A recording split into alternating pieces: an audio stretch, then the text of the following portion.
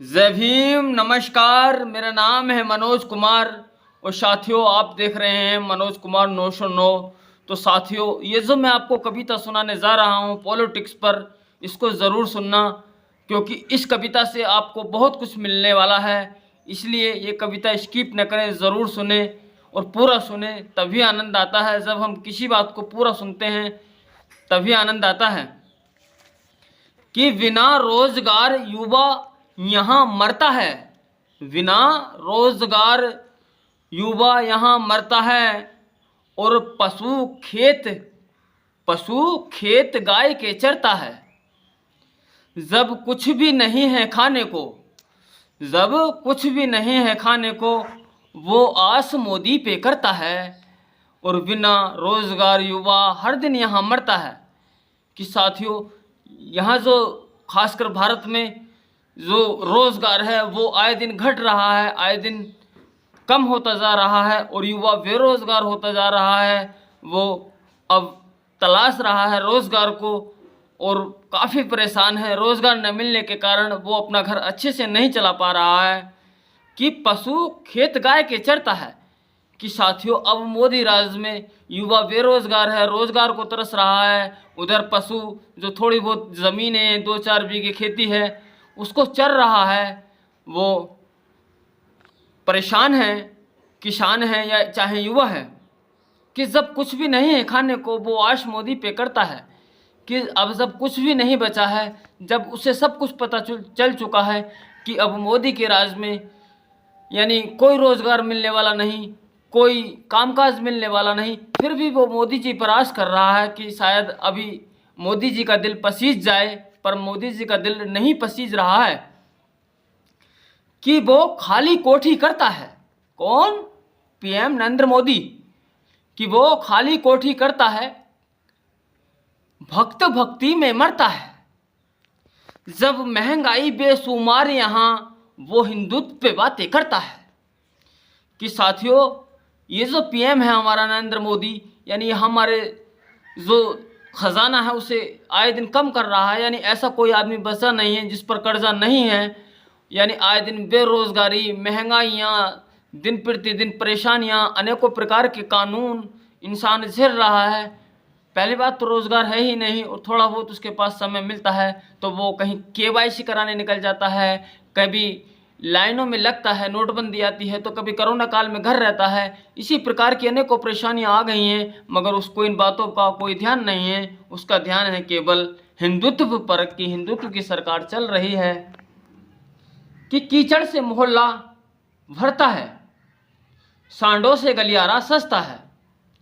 जब कहीं नहीं है सुनवाई, वो राम की बातें करता है। कि साथियों, आजकल आप देख रहे होंगे, मैं उत्तर प्रदेश के संभल डिस्ट्रिक्ट से हूँ और आप मेरे डिस्ट्रिक्ट संभल आइए या हसनपुर जो तहसील है, जो ज़िला जेपी नगर पड़ता है, ज्योतिबा फुले नगर, महात्मा ज्योतिबा फुले नगर, जो बहन जी ने बनाया था अपनी सरकार के रहते हुए, आज उस जिले के गांव में आप आइए, मैं आपको दौरा कराता हूं। ऐसा कोई गांव ही नहीं बचा है जिसमें 1-1, 2-2 फीट पानी रास्तों में नहीं भरा है, मेन सड़कों पर।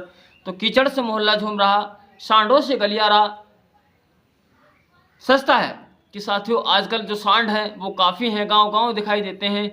यानी शाम को 7 बजे के बाद निकलना दुश्वार हो जाता है। ये डर लगा रहता है कि सांड पटक न दे, रास्ते बंद से हो जाते हैं, सुमसाम सा नज़र आता है। ऐसा नहीं रहा है कि किसी भी टाइम आप बहन जी की सरकार की तरह किसी भी टाइम आप कहीं भी घूम सकते हैं। कि जब कहीं नहीं है सुनवाई, जब उसकी कहीं कोई सुनवाई नहीं होती, वो मारा मारा फिरता है, वो परेशान सा फिरता है, तब भी वो राम के झंडे लेकर घूम रहा है। वो सोच रहा है कि राम तो इसको न्याय देंगे, ये राम की सरकार है, राम तेरे लिए कुछ करेंगे। मगर राम कुछ भी करने वाले नहीं हैं, न मोदी जी कुछ करने वाले हैं। करने वाला है तो साथियों सिर्फ रोज़गार और बाबा साहब का दिया संविधान।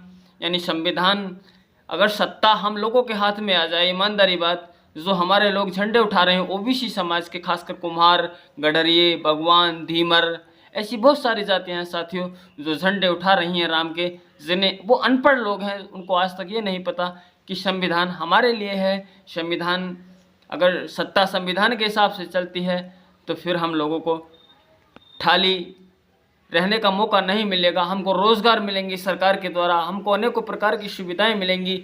ये जो हमारे लिए गलत कानून आ रहे हैं इनसे हमको छुटकारा मिलेगा और फिर से ये भारत जैसे कभी उत्तर प्रदेश महका करता था 2007 से 12 तक, फिर से ये देश ऐसा ही महकेगा।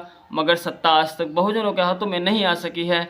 यानी पीएम की कुर्सी पर हमारा बहुजन समाज का, चाहे वो एससी हो, एसटी हो, ओबीसी हो या माइनॉरिटी हो, इस तरह का समाज का कोई व्यक्ति आज तक पीएम नहीं बना है। और बन भी गया है तो उसको इन लोगों ने, आरएसएस वालों ने, यानी बीजेपी जो इनके हाथों में है, उन्होंने अपना घोड़ा बना लिया है। जैसे पीएम नरेंद्र मोदी जी को अपना घोड़ा बनाया है, जिधर को वो लगाम खींचते हैं मोदी जी उधर को ही चलते हैं।